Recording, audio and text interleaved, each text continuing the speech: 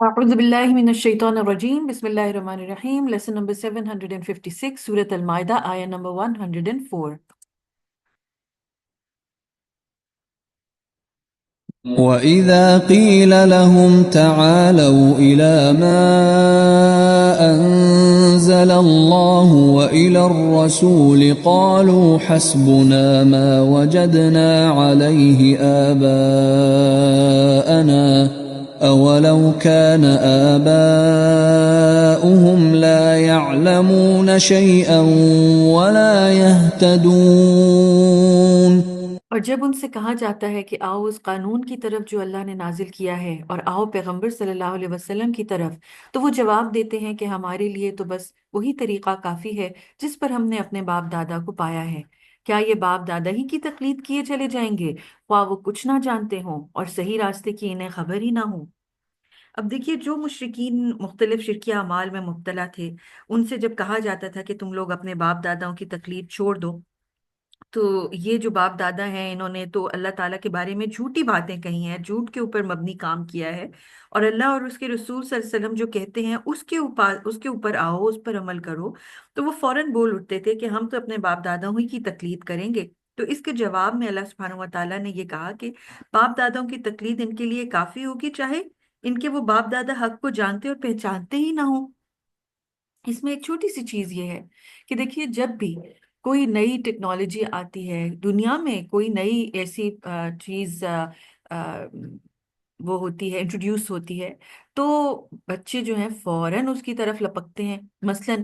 اگر باپ دادا جو ہیں وہ بزرگ جو تھے اس زمانے کے، وہ صرف ٹانگوں کے اوپر سفر کرتے تھے اور گھوڑا گاڑی کے اوپر چلتے تھے، تو یہ نہیں ہوتا کہ آج کل لوگ یہ کہیں کہ جی چونکہ ہمارے باپ دادا یہ گاڑیاں استعمال نہیں کرتے تھے تو ہم بھی جو ہے وہ اب اسی زمانے کی چیز پر چلیں گے۔ ایسا نہیں ہے۔ پھر پہلے زمانے میں باپ دادا جو ہیں ان کے پاس ٹیلی فونز نہیں ہوتے تھے، تو آج کوئی یہ نہیں کہے گا کہ جی ہمارے باپ دادا تو فون نہیں استعمال کرتے تھے تو ہم بھی موبائل نہیں رکھیں گے،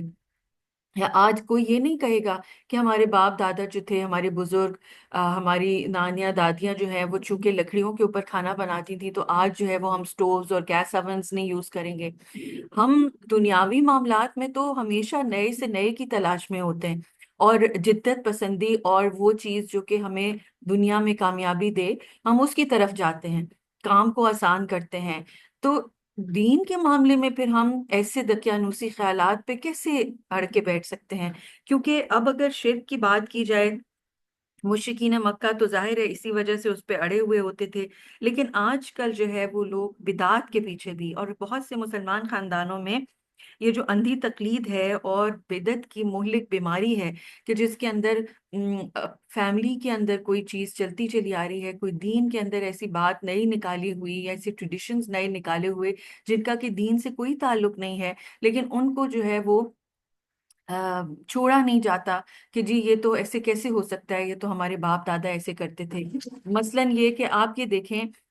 شادی بیاہ کے مواقع کے اوپر جو مختلف بدعات ہیں جو کی جاتی ہیں، جن کو دین کا نام دیا جاتا ہے، جیسے دلہن کو قرآن کے نیچے سے گزارنا، پھر اس کے علاوہ موت کے وقت پہ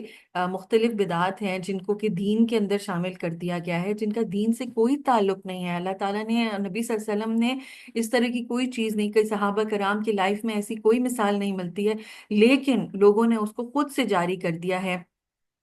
اس مواقع کے اوپر مل بیٹھ کر قرآن پڑھنا، گٹھلیاں پڑھنا، پھر یہ کہ کبھی برسی منائی جا رہی ہے، پھر اس کے علاوہ مختلف جو عرس ہیں یا تہوار ہیں ایسے ان کو شامل کر لیا جانا جن کا کہ ہمارے دین سے کوئی تعلق نہیں ہے۔ مثلاً ایک چیز جیسے میلاد کا نبی صلی اللہ علیہ وسلم نے، صحابہ کرام نے کبھی کوئی اہتمام نہیں کیا، اور اس کو جو ہے وہ دین کا حصہ بنا لینا اور اس کو سیلیبریٹ اس طرح سے کرنا جیسے کرسچنز جو ہے وہ کرسمس کو سیلیبریٹ کرتے ہیں، ان کی تقلید کے اندر یہ چیز شروع کر دینا، جب نبی پاک صلی اللہ علیہ وسلم نے اس کے بارے میں ہمیں حکم نہیں دیا، صحابہ کرام نے نہیں دیا، تو صرف اس لیے کہ آباء و اجداد اور خاندان والے اور علاقے کے لوگ یہ کام کرتے رہے ہیں اور ان کے پیچھے ان کی تقلید کرنا، اندھی تقلید کرنا، اللہ سبحانہ و تعالیٰ نے اس کے اوپر سخت پکڑ کی ہے کہ اگر وہ ہدایت پر نہیں ہے، وہ راستہ نہیں جانتے، تو کیا ان کے پیچھے پیچھے جو ہے وہ چلتے چلے جائیں گے؟ وہی بات ہے کہ اگر باپ دادا جو ہے کسی اندھے کنویں میں جا کے گر رہے ہیں، تو کیا ہم بھی ان کے پیچھے جا کے وہی کریں گے؟ نہیں، ہم تو ان کو بھی بچانے کی کوشش کریں گے۔ تو ہمارے لیے بہترین راستہ یہ ہے کہ ہم خود پراپر دین کو سیکھیں، سمجھیں، اس کے اوپر عمل کریں، اور پھر باپ دادا کے لیے بھی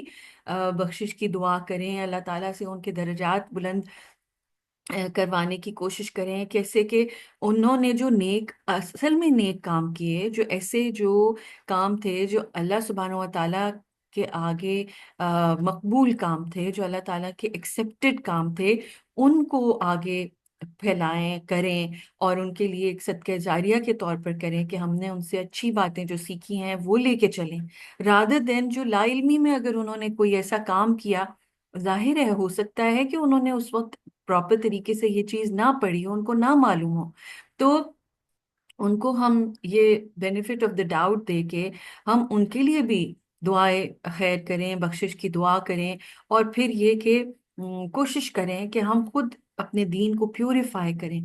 اور صحیح طریقے کے اوپر آئیں، جو اللہ سبحانہ و تعالیٰ نے نازل کیا ہے، جو نبی پاک صلی اللہ علیہ وسلم کے احکامات ہیں، ان کو جو صحیح احادیث ہیں، اس کے مطابق اپنی زندگی کو ڈھالیں۔